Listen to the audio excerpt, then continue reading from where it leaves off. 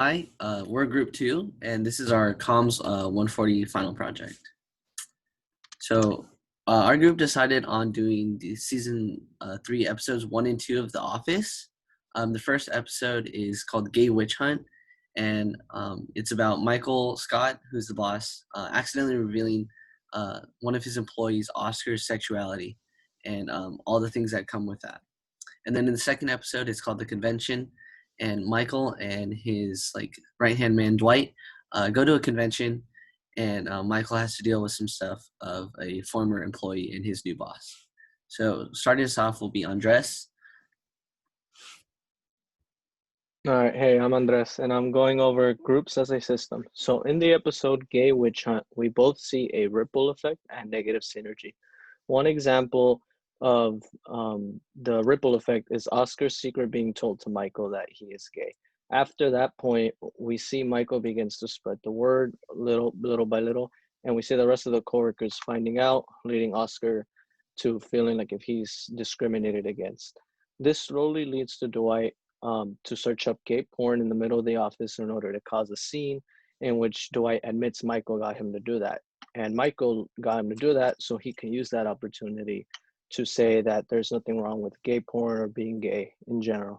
This makes Oscar feel more uncomfortable and wanting to leave, but Michael calls for a conference meeting that evidently leads to Oscar being even more uncomfortable because of Michael practically forcing Oscar to come out in front of everyone, something Oscar didn't plan to do. Not only is this a big ripple effect, but this is also negative synergy, especially through Michael and Dwight. Using their combined ignorance instead of helping out the situation, like if they would have confronted Oscar if he wanted to come out privately to a group, which would be an example of positive synergy. Instead of doing that, they worsened it, causing a lot of distress for Oscar. And now next, Janelle will explain group roles. Hi, my name is Janelle, and I'm going to be talking about group roles. So first is Michael. He's an initiator, contributor / stage hog, because he's usually the person that throws out ideas and makes suggestions on what everyone in the office should do. But he never really lets people add on to what he already believes to be right or whatever his idea of what everyone in the office should do is. Next is Dwight. He is the information giver because he wants to be in Michael's good graces. So he often does research on whatever it is Michael wants to do. And then next is Oscar, Creed, Meredith, Stanley, and Pam. They're usually the isolate because these characters try to stay away from Michael's plans, but they often get pulled into them anyway. For example, in the first episode, when Oscar tries his best not to make a big deal out of being gay, but Michael makes it into a big thing where Oscar is forced to come out to everybody. And then also when Pam tries to stop Michael from adopting a child because he saw Oprah adopted one. And then next is Jim, who's the clown because he's usually the one that starts the pranks and he lightens the mood with his humor. When he put Andy's calculator in Jello and sending Dwight a gaydar, which he uses at the end of episode 1. And then next we have Ben with power and leadership. Hi, I am Ben, and I'm going to be talking about power and leadership. Power is defined as the ability to influence the attainment of goals set by yourself or others. And a good leader in our text is considered to be somebody that empowers their group members to do better, to better be able to achieve the common goal of the group. Michael Scott, who's the leader and boss of the group, in episode 1, or in both episodes, he intends to add power to the group, and it usually is what he is trying to do in his mind, but his actions typically give an output that is of the opposite nature. For example, in the first episode, The Gay Witch Hunt, Michael, after accidentally outing Oscar, he ends up calling an informative meeting with everyone in the office, and he does this with the intention to help Oscar, feeling accepted for being gay and letting everyone know in the office that they need to accept him for being gay.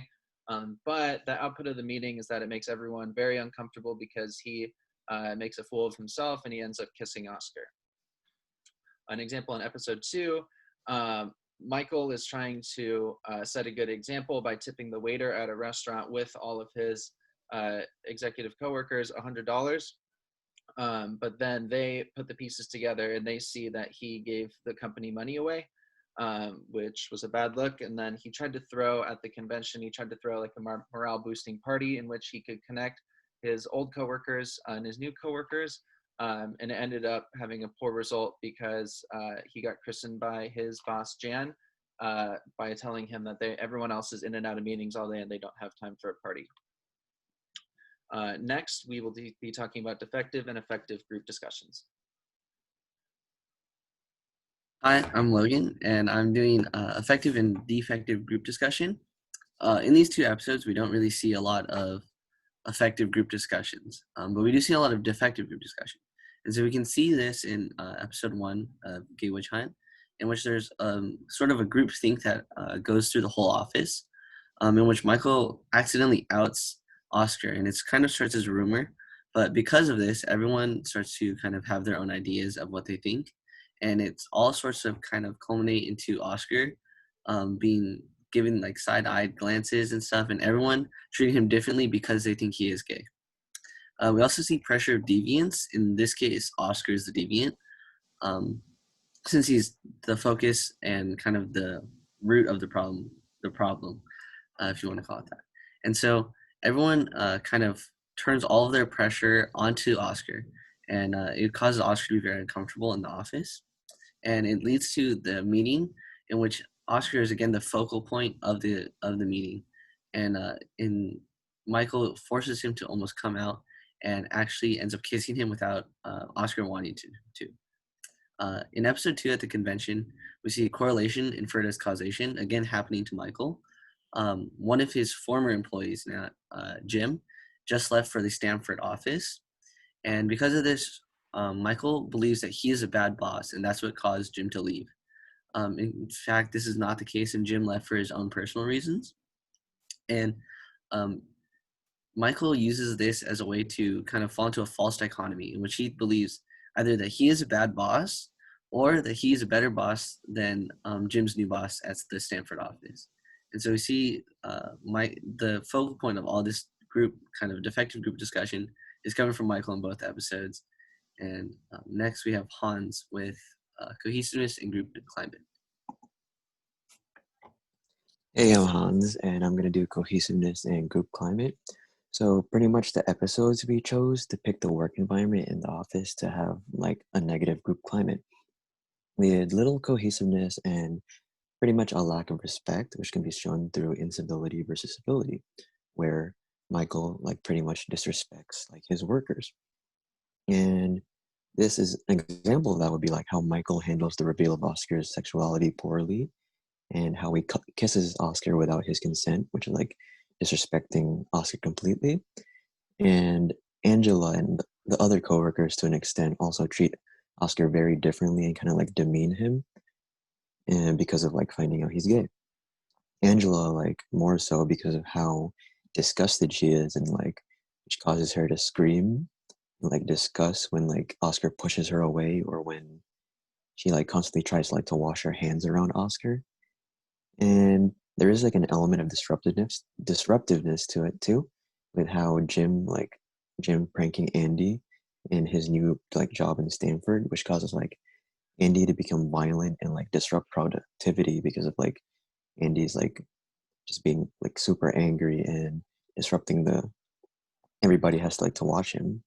And hyper competitiveness is shown with how Michael is constantly trying to one up the Stanford manager Josh in order to show that he is the better like manager.